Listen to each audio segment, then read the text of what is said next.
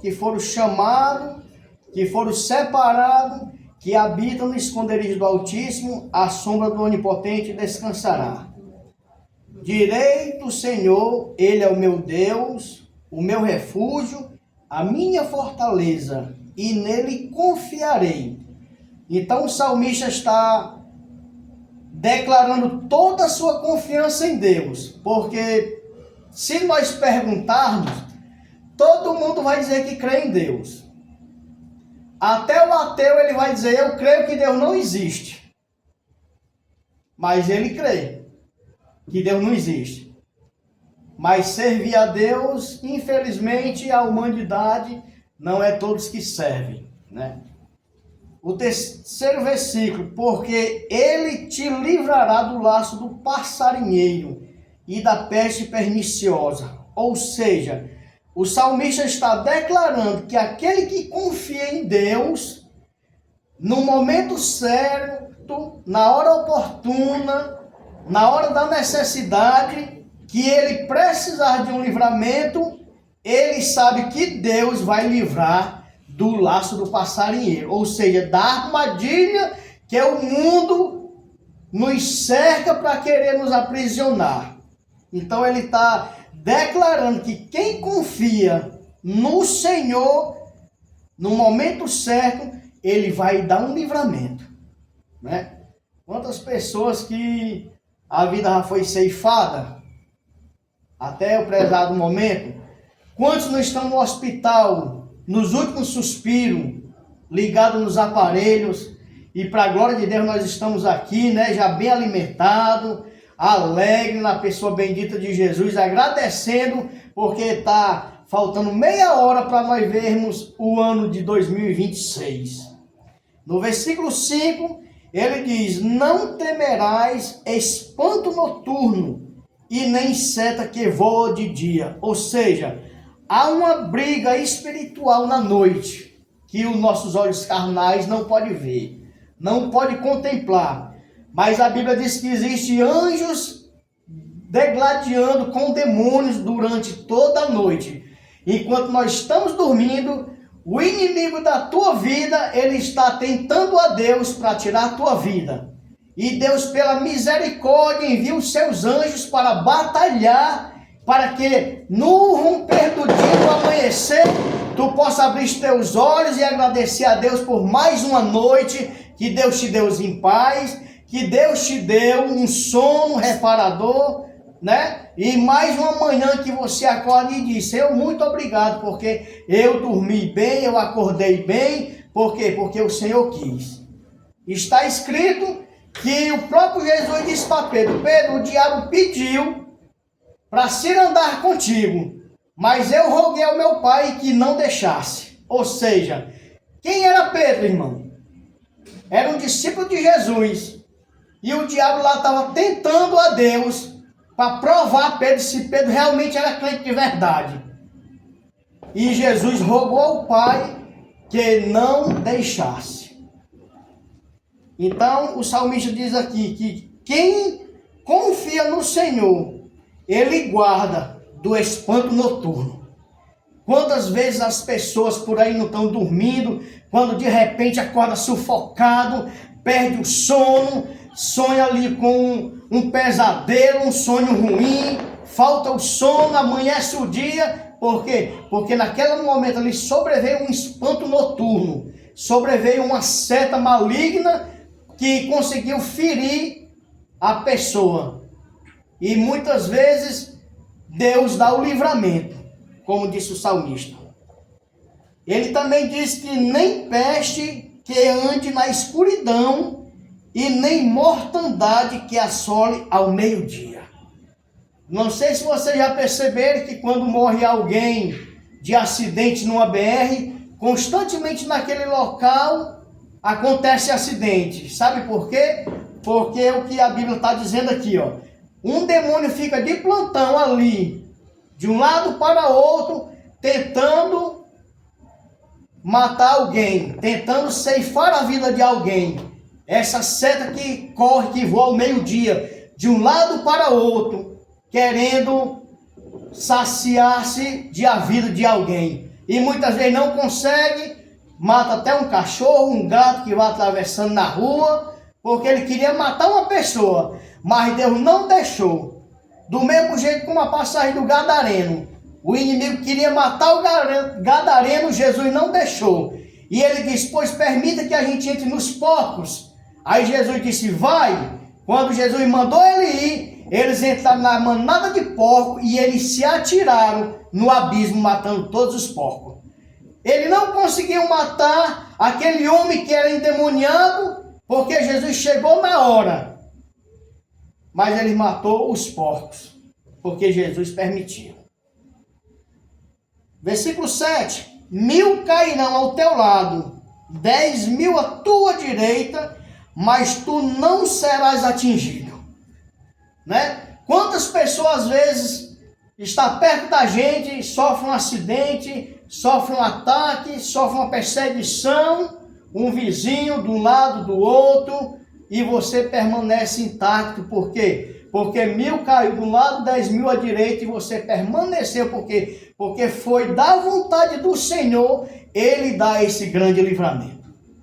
Principalmente nós, como temos transporte, que pegamos nessa BR todo dia, nessa travessia de carros, uns querendo chegar mais rápido que os outros, e Deus ali nos dando livramento. Semana passada eu tive uns 2 livramentos, né? Na hora que eu ia passar, o carro ia bater em mim. Quando eu cheguei no viaduto na Itaitinga, que fui subir, um carro passou na minha frente, que se eu não puxo para um lado, ele podia ter me derrubado. Ou seja, esse é o livramento do Senhor. A Bíblia nos ensina que quando nós botar o pé fora de casa, a gente peça o livramento do Senhor. É o que o salmista nos diz nessa noite, através do Salmo 91, aquele que habita no esconderijo do Altíssimo, a sombra do Onipotente descansará. O versículo 8. Somente com os teus olhos olharás e verás a recompensa dos ímpios. Ou seja, muitas das vezes aqueles que lhe maltratam, lhe perseguem, lhe humilham, lhe querendo causar o mal, e você ali fica intacto, porque é o Senhor que está lhe guardando. E quando pensar que não, aí os teus olhos vão rever a recompensa que ele teve de querer lhe causar um mal. Né? E a Bíblia diz que somente com nossos olhos nós vamos olhar e vamos contemplar todos aqueles que procuraram fazer mal a nós, querer sujar a nossa imagem, né? E a gente fica intacto, perguntando, Senhor, como foi que isso aconteceu? Não sei, foi livramento de Deus na nossa vida. Versículo 9. Porque tu, ó Senhor, és o meu refúgio, o Altíssimo é a tua habitação. Mais uma vez o salmista está dizendo aqui, Senhor, tu é o meu refúgio. Muitas vezes nós se sentimos muito bem na nossa casa, mesmo não tendo muita riqueza, né? Não tendo muito um aconchego que nós às vezes até queremos, mas quando nós estamos em casa, nós sentimos aquele alivio. De passar o dia trabalhando, chega em casa cansado, mas chegou em casa, parece que tudo foi resolvido, né? Ali é o nosso refúgio, é a nossa casa, a nossa habitação. Então o salmista está dizendo, Senhor, eu não tenho um refúgio melhor do que tu. Na hora da precisão, o meu vizinho de um lado ou do outro, da frente ou de trás, ou o meu irmão, minha irmã, meu primo, minha mãe, meu avô, não pode me ajudar. Mas eu me achegando a ti, tu és o meu refúgio e fortaleza. É um socorro bem presente na hora da angústia. Versículo 10. Nenhum mal te sucederá, nem praga alguma chegará à tua tenda. Ou seja, o salmista está dizendo que dentro da tua casa, se o Senhor for teu refúgio, Ele te guarda. Eu, muito novo convertido, eu ouvi o testemunho de uma irmã que morava só, que era viúva, e toda noite que ela ia dormir, ela dizia, Jesus, me cobre com o teu sangue. E numa suposta noite, um ladrão entrou na casa dela, chegando no quarto dela, viu ela deitada na cama e aquele sangue escorrendo pelo chão. E ele saiu desesperado, gritando: não foi eu, não foi eu que matei ela, não. E foi-se embora. E não roubou nada. E quando foi de manhã, o próprio ladrão chegou para ela e disse: o que foi que houve? Que a senhora está boazinha. Eu entrei na sua casa ontem para lhe roubar, e eu cheguei no seu quarto e me deparei com a senhora coberta de sangue, que o sangue escorria no chão. Ela disse: é o livramento do Senhor, é o sangue de Jesus que tem todo o poder nos céus, na terra e no mar. Então, enquanto ela colocava no Senhor a sua confiança, na hora que ela mais precisava, Deus deu livramento a ela. Parece coisa de mentira, mas foi coisas reais. Versículo 11. Porque aos seus anjos dará ordem a teu respeito, para que te guarde em todos os teus caminhos. Esse versículo aqui foi um versículo que o próprio inimigo, ele tentou a Jesus. Ele levou Jesus lá no pináculo. Aí disse: te lança daqui, se joga lá para baixo. Não está escrito que aos teus anjos dará ordem a teu respeito, e ele vai te se segurar, te sustentar para tu não cair? Jesus diz: também está escrito: não tentarás o Senhor, o teu Deus. Jesus poderia ter pulado e os anjos ter o segurado, mas se ele pulasse porque ele quisesse, ele estaria tentando a Deus e também estaria obedecendo a voz do adversário. Então, a Bíblia diz que na hora que precisar, os anjos do Senhor vai estar na nossa frente para nos dar o livramento. Versículo 12. Ele te sustentarão nas suas mãos, para que não tropece com o pé em pedra. Pisarás o leão, a áspide, e calcará os pés do filho do leão e a serpente. Aqui é uma passagem profética que dá-se a Jesus, que ele pisou na cabeça da antiga serpente quando ele foi crucificado na cruz. Ele foi ferido pelos nossos pecados, mas também ele pisou na cabeça da serpente. E quando ele ressuscitou, ele disse em um alto bom som: é-me dado todo o poder nos céus, na terra, debaixo da terra. O nome de Jesus é respeitado, seja aqui, seja acolá, o nome dele tem poder. E não há um outro nome a ser dado, a não ser Jesus, que é o intercessor entre o homem e entre Deus. Somente ele pode te levar até a presença do Altíssimo. Versículo 14.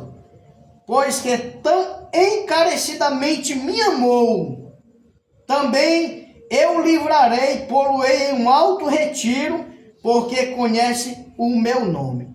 O salmista está dizendo aqui que Deus te ama de uma forma tão carinhosa, que ele te livra e ainda coloca teus pés em um alto, em uma proteção que ninguém pode te dar, a não ser ele, só porque tu conhece o nome dele.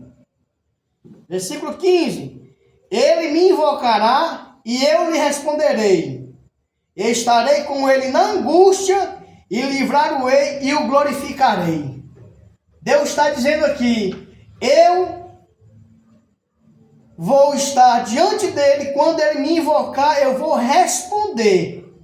Mesmo ele estando angustiado, mas eu vou ouvir a oração dele, né? Eu sou como um exemplo vivo, que eu passei 7 anos desempregado, ia atrás de emprego em todos os lugares, e aonde eu chegava a porta estava fechada.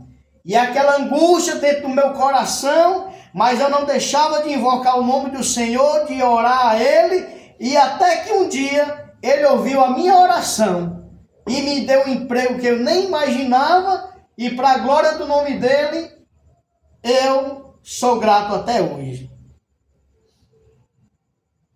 Versículo 16, para encerrarmos: dar-lhe-ei abundância de dias e lhe mostrarei a minha salvação. Então Deus está terminando esse ano dizendo para nós: se volte para mim, que eu me volto para vocês. Tenha eu como uma habitação e você estará seguro. Se me invocar, eu te ouvirei. E depois que eu passar a ser o teu Senhor, eu vou te dar abundância de dias e te mostrarei a minha salvação. Ou seja, Deus vai guardar, como nos tem guardado esses 365 dias, né? Ele está nos orientando que nós possamos buscar o Senhor, porque Jesus está voltando, vai ser a maior manchete do jornal. É quando ele arrebatar a igreja que vai sair a notícia. Desapareceu um bocado de gente ali numa cidade, um bocado de gente no país, uma multidão ali. Cadê esse pessoal? Foi arrebatado. E quem ficou, vai ficar para um grande sofrimento que nem todos vão suportar, né? Jesus está às portas e está nos convidando para que esse ano que se inicia, nós busquemos ao Senhor de todo o coração. Nós tenha tempo para o Senhor, como nós temos tempo para nosso trabalho, nosso lazer, nossa brincadeira, seja lá qual for o tempo. Ele também está dizendo aqui que nós tenhamos que tirar esse tempo para buscar a Ele e servir a Ele de todo o nosso coração, porque fazendo assim, Ele vai aumentar nossos dias de vida e vai nos abençoar com a sua gloriosa salvação. E essa palavra não só fique aqui nesse recinto, nesse telhado, nesse forro, nessa parede, mas que ela possa entrar em nossos corações e você se lembre que na hora da angústia, pode chamar o Senhor que Ele vai atender a sua oração. Que o Senhor nos abençoe, né?